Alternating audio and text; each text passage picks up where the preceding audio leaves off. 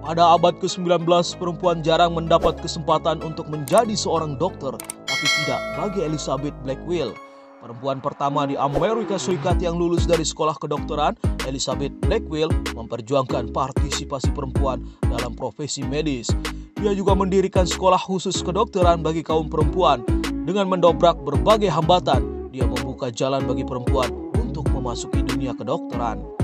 Lahir di dekat Bristol, Inggris pada 3 Februari 1821, Blackwell merupakan anak ketiga dari 9 bersaudara. Ibunya bernama Hannah Lane dan ayahnya adalah Samuel Blackwell, seorang penyuling gula, Quaker, dan aktivis anti perbudakan. Beberapa saudara kandung Blackwell kelak menjadi orang yang juga dikenang atas sejumlah jasa-jasanya, termasuk Henry. Dia merupakan pejuang anti perbudakan terkenal dan pendukung hak pilih atas perempuan. Henry menikah dengan aktivis hak perempuan Lucy Stone. Selain Henry, Emil Blackwell yang mengikuti jejak saudara perempuannya di bidang kedokteran. Selanjutnya, adik ipar Blackwell, Antoinette Brown Blackwell, ditahbiskan menjadi perempuan pertama yang menjadi menteri. Pada 1832, keluarga Blackwell pindah ke Amerika Serikat dan menetap di Cincinnati, Ohio. Kemudian 6 tahun berikutnya ayahnya meninggal dunia. Sang ayah meninggalkan keluarganya tanpa uang sepeser pun ketika masa krisis keuangan nasional. Elizabeth, ibunya, dan 2 kakak perempuannya bekerja pada profesi mengajar yang didominasi oleh perempuan. Blackwell terinspirasi untuk mendalami bidang pengobatan setelah mengetahui seorang temannya sekarat. Teman tersebut menyatakan cobaan yang menimpanya akan lebih baik seandainya dia memiliki seorang dokter wanita. Pada saat itu kebanyakan hanya dokter laki-laki. Ada sedikit beberapa fakultas kedokteran dan tidak ada yang menerima perempuan. Meski ada juga perempuan yang magang dan menjadi dokter tanpa izin. Pada usia 20-an tahun, Blackwell ingin mengejar karir dalam bidang pengobatan. Namun jalan menjadi seorang dokter tidaklah mudah. Seperti sebagian perempuan lainnya, dia harus magang dengan seorang dokter sebelum diterima di Geneva Medical College pada 1847. Banyak yang menganggap masuknya Blackwell di perguruan tinggi kedokteran sebagai sebuah lelucon. Blackwell tidak menyerah, justru dia semangat untuk menyelesaikan studinya. Dia dikucilkan oleh tenaga pendidik dan mahasiswa lainnya. Menghadapi tantangan dengan teguh hati, pada akhirnya dia mendapatkan rasa hormat dari banyak teman-temannya. Selanjutnya, dia menulis tesis doktornya mengenai demam tifus, meraih peringkat pertama di kelasnya. Blackwell lulus pada Januari 1849 sehingga menjadi perempuan pertama yang menjadi dokter di era modern. Pada April 1849, dia dinaturalisasi menjadi penduduk Amerika Serikat. Setelah itu dia berkunjung ke Inggris untuk mendapatkan pelatihan lebih lanjut dan pergi ke Paris untuk ikut kuliah bidan. Di sana dia mengidap penyakit mata menular yang membuatnya buta pada salah satu matanya.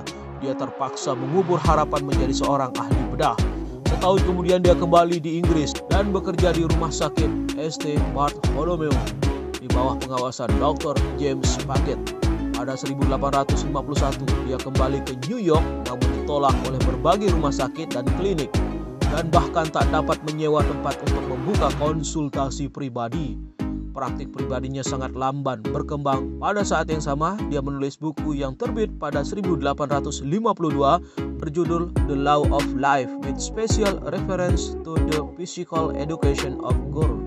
Pada 1857 dia membuka rumah sakit New York untuk perempuan dan anak-anak bersama dengan saudara perempuan Dr. Emily Blackwell dan rekan kerjanya Dr. Mary Zekorzewska. Misinya termasuk menyediakan posisi untuk dokter perempuan. Saat tur mengajar di Inggris, dia menjadi perempuan pertama yang menempatkan namanya pada daftar tenaga medis Inggris pada 1859. Ketika Perang Saudara pecah pada 1861, dia mengorganisir lembaga untuk menyediakan dan melatih perawat untuk menjadi tim medis. Pada November 1868, rencana yang sebagian besar dikonsultasikan bersama Florence Nightingale di Inggris membuahkan hasil dengan dibukanya Women's Medical College di New York. Blackwell menetapkan standar sangat tinggi untuk penerimaan, pelatihan akademis dan klinis, dan sertifikasi untuk perguruan tinggi yang terus beroperasi selama 31 tahun. Setelah mendirikan perguruan tinggi, Elizabeth Blackwell kembali ke Inggris. Dia membuka praktik sendiri yang sukses membantu mengatur National Health Society pada 1871 dan pada 1875 diangkat sebagai profesor ginekologi di London School of Medicine for Women. Blackwell memutuskan untuk tidak menikah, namun dia mengadopsi seorang imigran berusia 7 tahun pada 1854.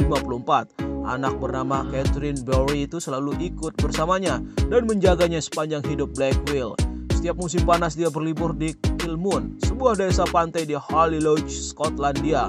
Pada 1907 ketika berusia 86, dia terjatuh ketika menuruni tangga dengan posisi kepala dulu saat berada di Kilmun.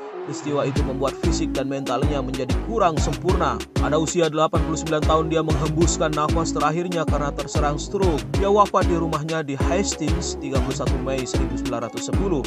Sesuai dengan keinginannya, abunya dikubur di pemakaman gereja St. Mons Parish di Kilmun.